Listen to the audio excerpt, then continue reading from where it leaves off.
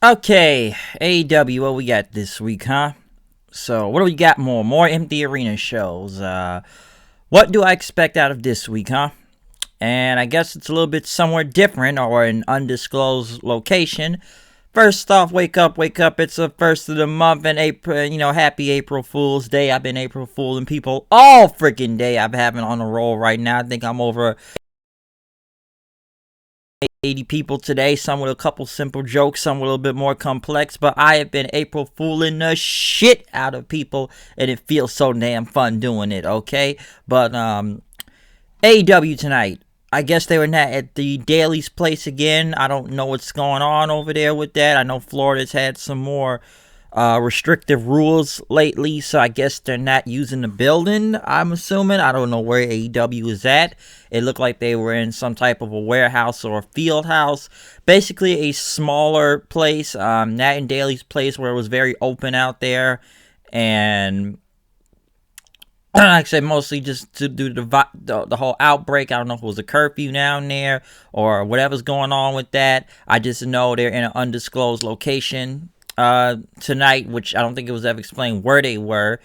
And I guess that's where we're going to go, because I don't know what happened to Daly's place. And like I said before, it's more, the rules are getting more restricted as, this virus just, it's fucking insane sometimes. But AEW Dynamite was from some location, which we kicked off the show with Cody Rhodes and Tony Schiavone. Cody Rhodes had his dog Pharaoh with him as they talked about the TNT tournament, the TNT Championship, and the bracket that was released. The matches we would see that will be happening next week are Kip Sabian versus Dustin Rhodes, Lance Archer versus Colt Cabana, Cody Rhodes versus Shawn Spears, and Darby Allin versus Sammy Guevara. But we will get a preview tonight, as for Allin and Darby Allin, Cody versus Spears and Guevara, and a lot of other stuff happened on tonight, like Lance Archer debuting and the debut of the Natural Nightmares. But we do kick off the show. I didn't talk about the tournament.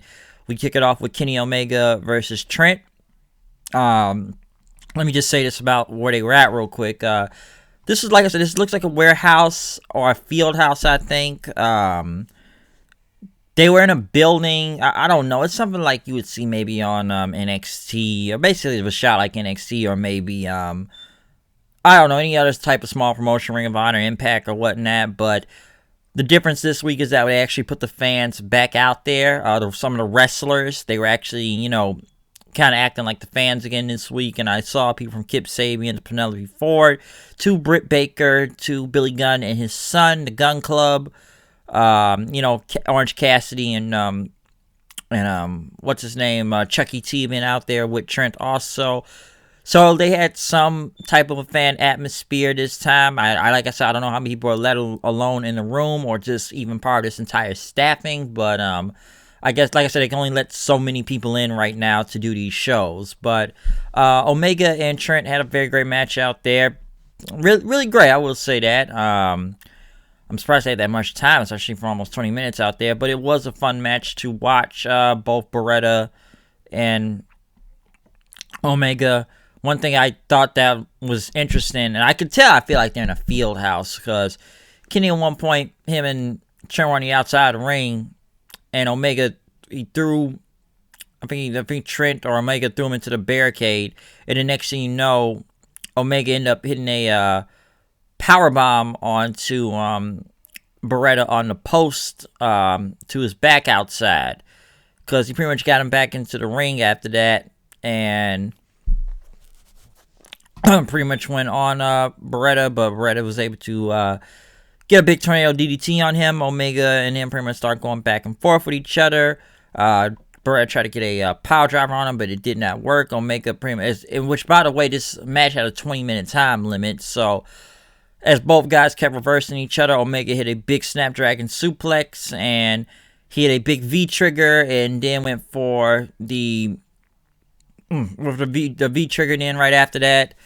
Bret tried to get him with a German, but he got hit by another V-trigger, and then the one-wing angel, which you can hear Dasha Fuentes right there say 1 minute remaining. So they almost went the entire 20 minutes. Very great match between both of these two. Like I said, it's odd when you don't see without a crowd out there, especially if they're doing for nearly 20 minutes, putting on that type of a match. I'm sure the crowd would have went really great for it, but like I said, these are empty shows right now, so you have to take what you can get. But I didn't even expect that match to go on that long, but it was very, very great match, though. I actually did enjoy that. But yeah, once again, empty crowd. Omega wins. Him and Beretta end up shaking hands right after. I don't know where this is gonna go, but at least Omega has another win right now. But like I said, still very strange without the crowd sometimes. But him and Beretta put out a very great match, though. Next, we got Hikaru Shida, which they had a video package for her. She came out. She was going to face Anna Jay, her opponent for tonight. This was good. I actually thought this wasn't a very squash match. I know Anna Jay is almost like pretty much a jobber out there, but I'm also surprised that match didn't go any faster. It was a pretty decent match for what they had out there between Hikaru Shida and Anna Jay. It was good. Like I said, I don't know who Anna Jay is. Probably just some local talent they got from somewhere. So at least she went against Hikaru Shida. Hikaru Shida ended up winning with the Falcon Arrow for the win, but then went to Britt Baker because Britt Baker kept getting involved in the match as it went on. Pretty much she kicked the barricades. Britt Baker was trying to eat her sandwich, didn't know what was going on. She took her shoe off then pretty much said, "You want some? Let's do this, okay?" So yeah. But Hikaru Shida, like I said, got the win right there. They keep putting her over more and more since she's still racking up wins in AEW right now.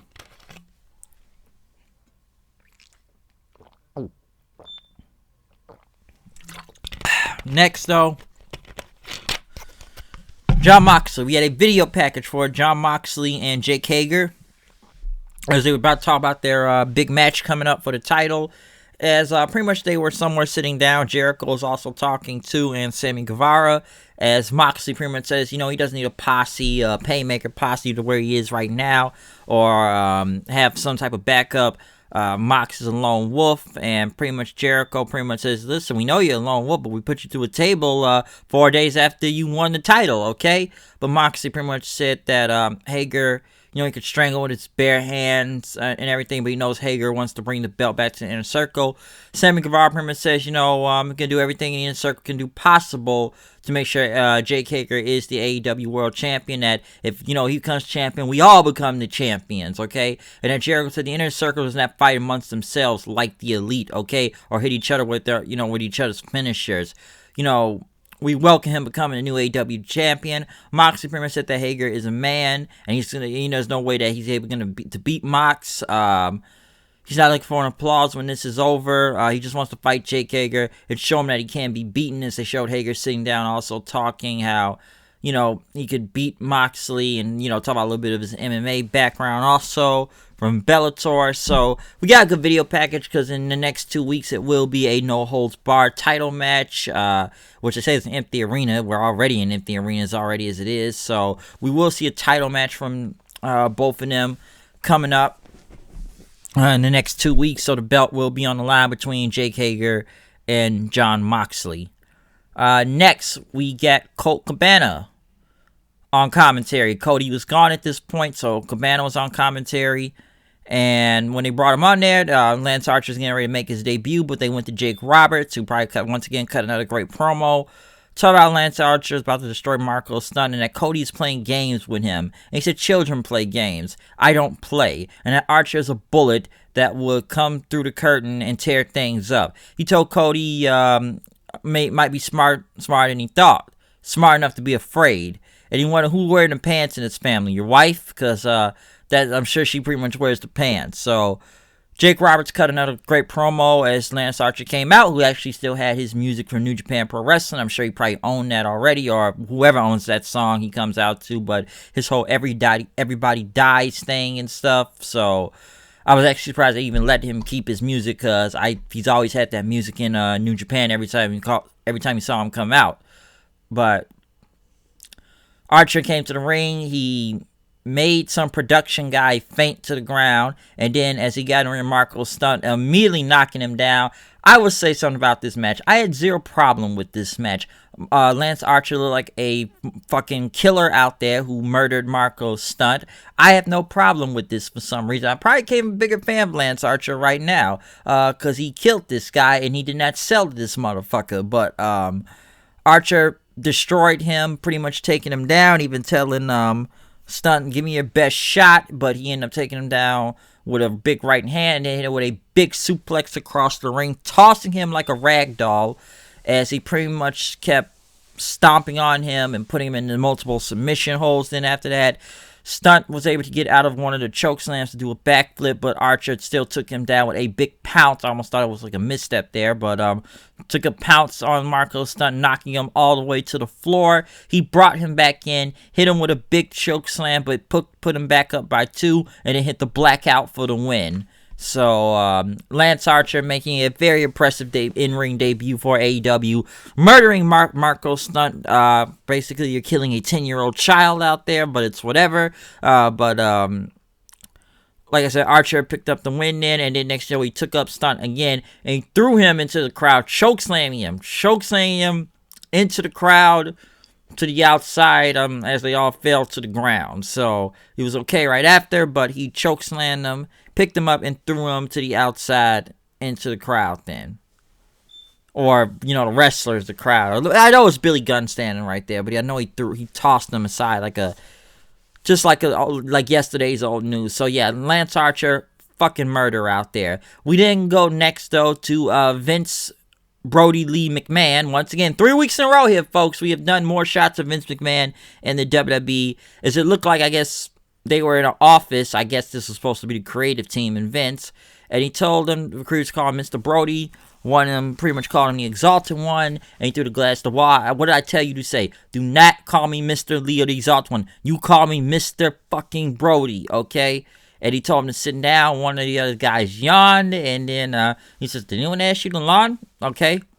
Which is your tiredness right there. Told the rest of the world you're going to be tired and everything. And pretty much something like, I don't want to see you in my presence again. Okay, so you better not be yawning. So basically, this whole entire segment was supposed to be a shot at Vince McMahon. No, I'm going to assume. Especially the suit and how he talked a little. And I said, this has got to be multiple shots at Vince, okay? We know it's shots on him doing his best to bury him, or the WWE when I look at it. But yeah, pretty much, excuse me, basically, though, he's Vince McMahon 2.0 in a way, because obviously we've seen this for over 3 weeks now. We really don't know what the Exalted One is really about, other than just making a parody of Vince every week. I don't hate it or anything, but I'm like, okay, that's 3 weeks in a row now. Do we really know much about Brody Lee, or why he's this cult leader for the Dark Order, other than doing segments with him taking multiple shots at Vince McMahon? I don't know. But I guess it's Brody Lee versus Vince now for some reason. The Natural Nightmares of QT Marshall and Dustin Rhodes went against the Dark Order with the Creeper guys. Basically, it was a showcase match for the Natural Nightmares. Brandy's out there with him. So it was a showcase for Dustin and QT out there and everything. But yeah, the Creepers, they just end up losing. And then the Exalted One, Brody Lee, showed up and powerbombed him to the ground, leaving him there and after. So at least that was something from that, leaving him onto the ground. I don't know where the Natural Nightmares are going to go. Okay, team, but I'm not really sure them all the way. They then went to Chris Jericho, who was in his hot tub in his home, Le Champion, and he said that today is a holiday, a national holiday, April Fool's Day, and that the Elite are the biggest fools he's ever met. As he pretty much called Omega a pumpkin-headed dipshit, and that Nick Jackson is at home, nursing his head or his new baby or whatnot, and pretty much told him to stay there. Your brother Matt can go mow his lawn, and that Hangman is pretty much drunk with a horse on TV, and that Tiger King Cody decided to hire an idiot like Matt Hardy, pretty much talking about all the inner circle. But as Jericho was talking, Vanguard 1 came out then, and pretty much, talking about Damascus, as Jericho said, and pretty much tried to convince him to join Inner Circle, but even gave the t-shirt at least a way to join in a circle. Okay, you want to join? Come on, we got a small shirt in your hands then. But the drone took the shirt and flew away as Jericho was pissed in at Vanguard 1, and he said, "Release the hounds, Mr. Burns." Chris Jericho there until, I guess, he got away. Right, took a helicopter anyways, but he got away from that, flying off. But yes, the hounds were released. We saw dogs. Jericho has multiple dogs in his house now, so we can sick the dogs and everything. But yes, and he did wear jacuzzi. I guess he was in a jacuzzi. He wore pants into the jacuzzi. I have no idea why. But they also went to Nick Jackson. Well, his brother Matt, pretty much saying they have a date when he comes back yet, but he wanted him to train in the ring, as Nick pretty much thought this out, that it's this whole injury has taught him to value his life and his friends and family more.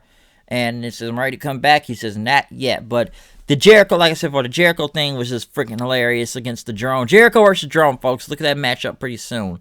But we got into the main event of Cody Rhodes and Darby Allin versus Shawn Spears and Sammy Guevara. Very long match, let me say that. Shawn Spears, I feel like I've barely seen him in so long. You forget he's even on this show because the guy barely wins. But until tonight.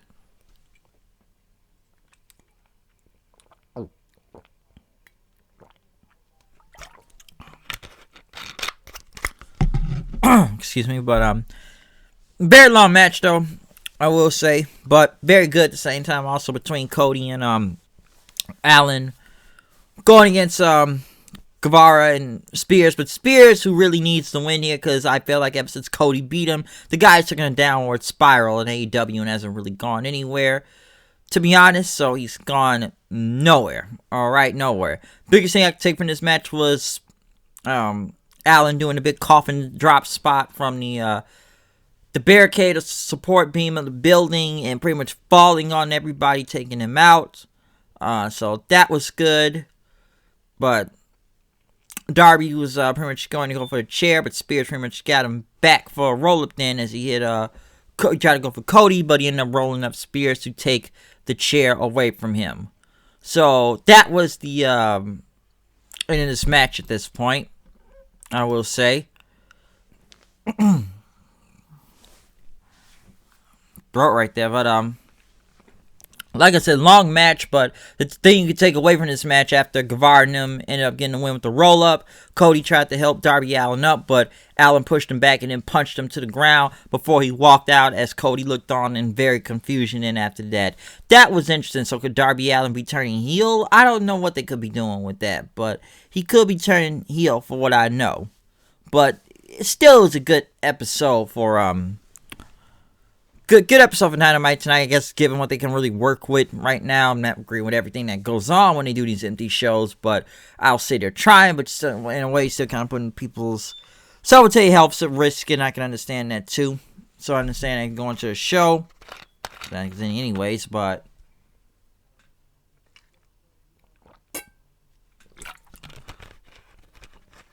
yeah, that's how you could really describe it. So, where's Darby Allin go? I don't know. Whatever's going on with Cody, we'll see what happens. But could he turn heel on them? I'm not sure.